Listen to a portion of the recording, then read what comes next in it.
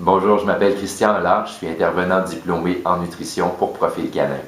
Afin de bien comprendre la nutrition chez les chiens, c'est bien important de comprendre comment s'effectue tout le cycle digestif. C'est ce qu'on va regarder avec un schéma simple à comprendre.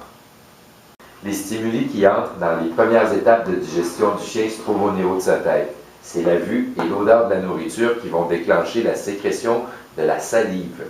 La salive, non seulement va permettre de lubrifier les aliments, mais elle va aussi activer les composantes des goûts chez les aliments. Un autre organe qui serait intéressant à ce niveau-là se situe juste ici, l'organe de Jacobson ou voméronasal. Selon certains chercheurs, il permettrait aux chiens de goûter les odeurs concrètement.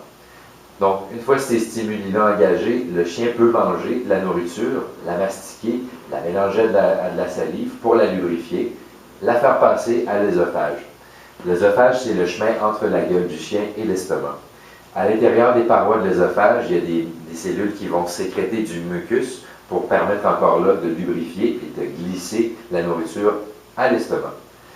L'estomac, c'est un peu le réservoir du corps. C'est là où va se faire un gros travail digestif, mais que ça va s'amorcer en fait la digestion chimique. La nourriture, une fois mélangée, donc, passe au duodénum pour aller à l'intestin.